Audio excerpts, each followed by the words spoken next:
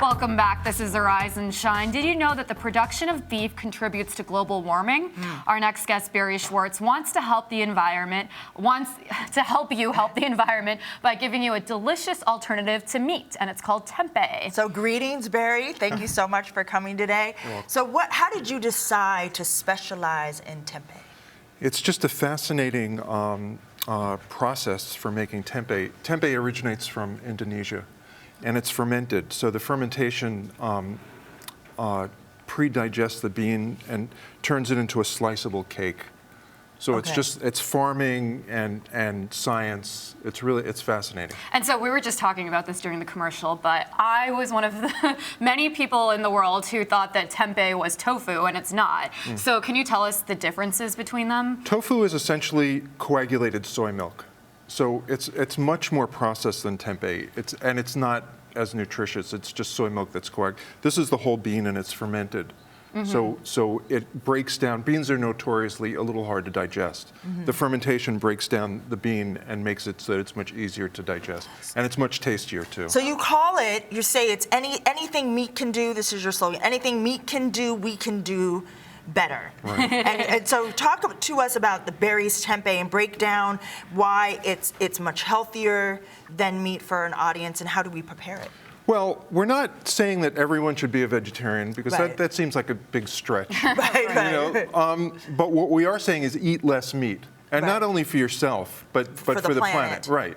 So the reason for eating tempeh, maybe if you're not a vegetarian, eating a vegetarian protein a couple of times a week is for your health and the health of the planet. And there's as much protein, if that's something that you're considering, in tempeh as there is in the dark meat and chicken. Right. And I've had tempeh tacos, I've had tempeh burritos where it tasted actually like beef. So you can flavor your tempeh, correct? Right. So I think I read that you make 1,000 pounds of tempeh a month. Is that right? Oh my gosh. That must be quite a process, which I'd love to hear about. And did you bring 5 different flavors with you today? I did. So walk us through what you brought and. Okay. So what we can traditionally, taste. tempeh is made of soybeans. Okay. So that's what they would make tempeh out of in Indonesia. Okay. This is soy tempeh. Soy. Okay. So these are the nutritional facts for the tempeh, and it has no cholesterol, it has no sodium. The total carbs is 2%, and it's 20% dietary fiber, and it's 12% protein.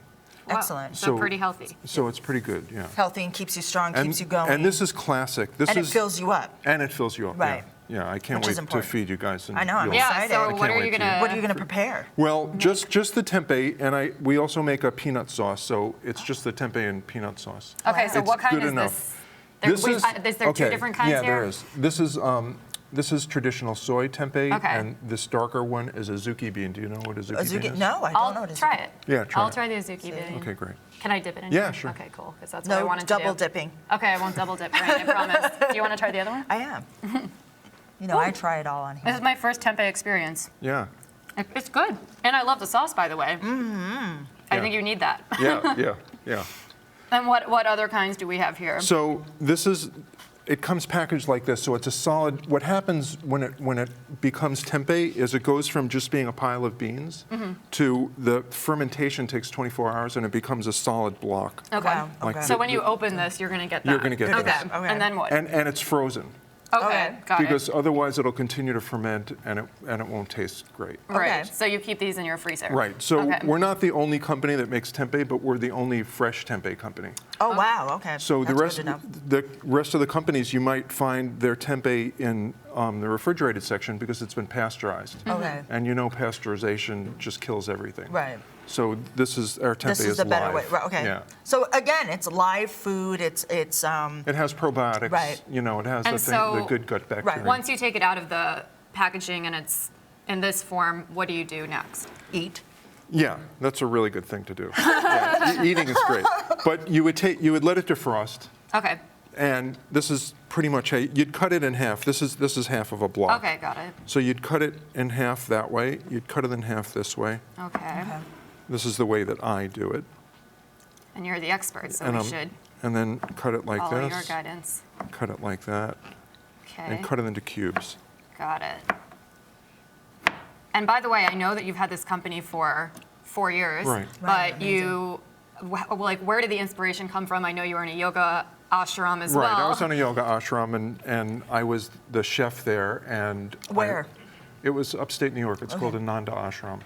And I'm frenetic. I need to be doing things, so I just experimented with playing with bacteria, and this is the result. So making this is it's also a spiritual experience. It is for you a then. spiritual experience because it's growing. You're growing something, like without having to worry about like whether it's sunny or whether it's raining out. You're growing tempeh. Right. It's fermenting. It's fermentation. It's something that's Right, and then you're feeding your soul and you're feeding the people. Yeah. Will you make some for us, please? Yeah, it would be my pleasure. And tell us, so you put how much oil? I know there's oil in there, so how much do you put in? I put in enough to cover the tempeh, and Okay. and I think people have like fear of oil. Okay. Because, people who don't want to eat a lot of oil. So even like should be part oil of that. is kind of interesting. If you're cooking anything in oil, and it has to be a high heat oil. Okay. Like for cooking, like olive oil isn't a good oil for cooking. Okay. Coconut oil, we use safflower oil, peanut oil are all good oils for cooking, but definitely not olive oil. Okay.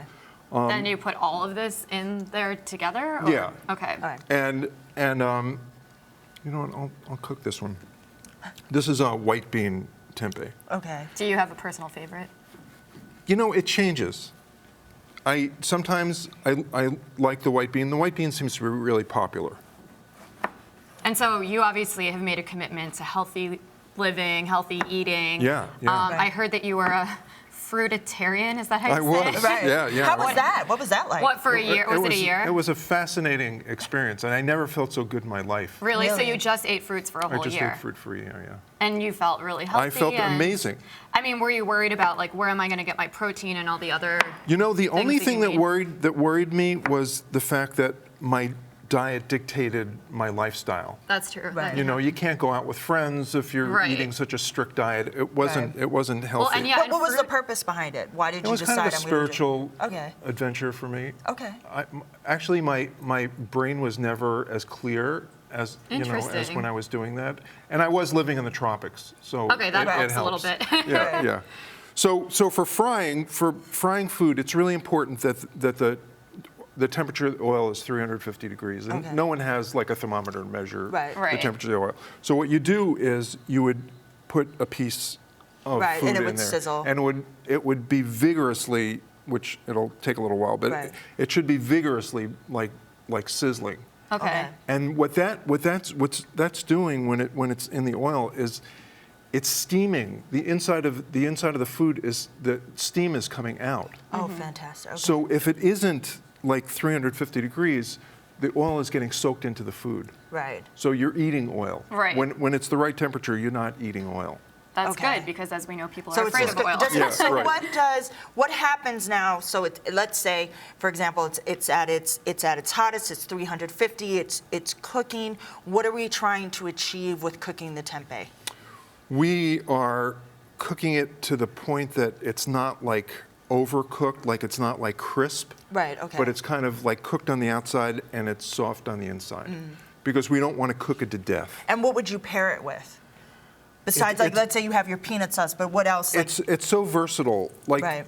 like Is this this- is something. I'll put some of this in too. This is actually tempeh bacon that we make. Oh, wow. nice. So it's been marinated, and it takes a marinade. So it's really interesting. Well, having you here has been, I think, are you a spiritual experience? Yeah, you've obviously had quite a career. And our food is just starting to sizzle, so we're going to Right. have to probably eat that during the commercial, and we'll just nibble on this stuff until then. But also, I think it's important for our viewers to tell us, for you to tell us where they can buy your tempeh. Well, we're just local. So if they go to our website, the name of the company is Grown in Brooklyn. It'll Is tell. it growninbrooklyn.com? It's growninbrooklyn.com. We have a Facebook page, Barry's Tempeh Facebook page. Excellent. Awesome. Well, I'll have to check that out. Thank you so much. I'm excited to eat more of this in I know, our Wonderful. right? commercial. Right. Well, up next, Kenya Moore from Real Housewives of Atlanta stopped by our studio to talk about what she calls her season of redemption. Karen Parsons, beloved actress from The Fresh Prince of Bel-Air, shares her new business venture. And later, still, Lori Daniel Favors talks with us about the Afro state of mind, and that's kind of my place.